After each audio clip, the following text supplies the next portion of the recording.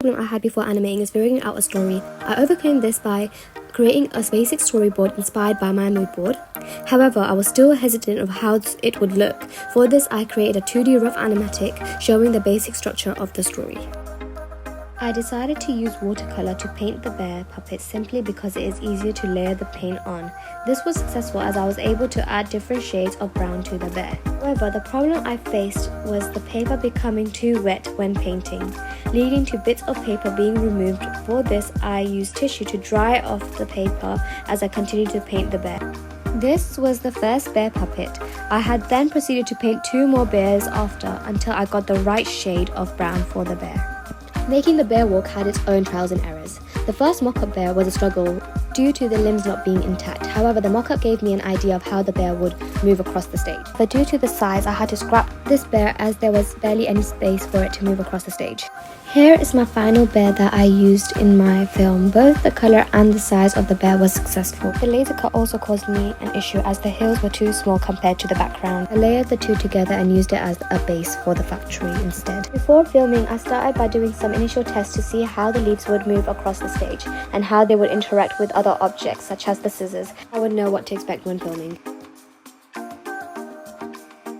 When I started to film the final piece, I first had to figure out how far the camera would be from the paper. This is because I decided to use A2 paper while having the paper hills being cut out in A3. This was beneficial as it gave me more space to animate while also giving me space to move the set around, such as the clouds.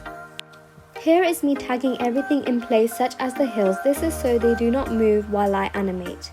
I also tagged the blue sheet to the table, making sure it stuck firmly, preventing it from moving.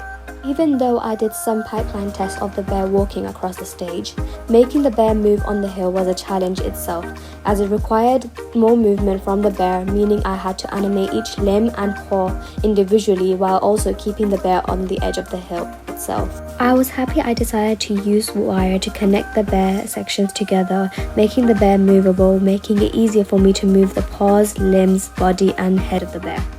This is the bird's eye view of how I moved the bear across the set.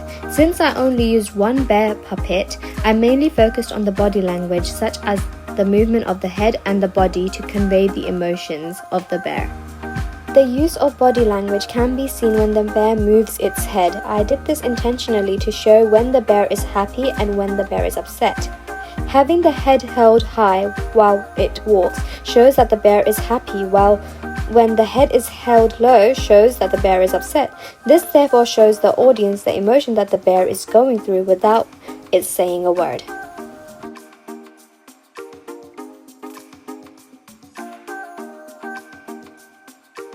I decided to explore with lighting mid-filming. This was a big risk I took as I didn't know how the lighting would affect the stage. After the first day of filming, I wasn't able to get the exact lighting as I did from where I had left off. I decided to add a whole new scene. Night sky. I did this by gradually turning the brightness of the lighting down and then back up to create the effect of the night sky.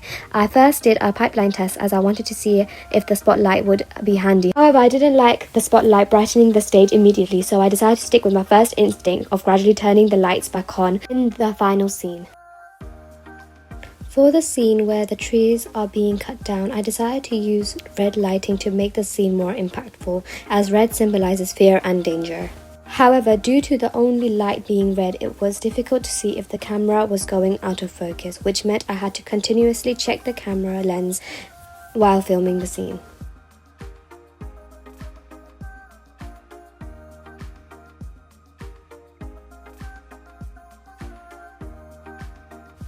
During the post-production, I had first combined all the stop-motion pieces together in Premiere Pro. The problem that I had was with the sound and music, as I needed to find music and sound that are copyright-free. This led me into looking at websites such as Avento, where you can download music and sounds from their free sound section. I then placed the sound and music, which I found go well with each other, to my film during the editing process.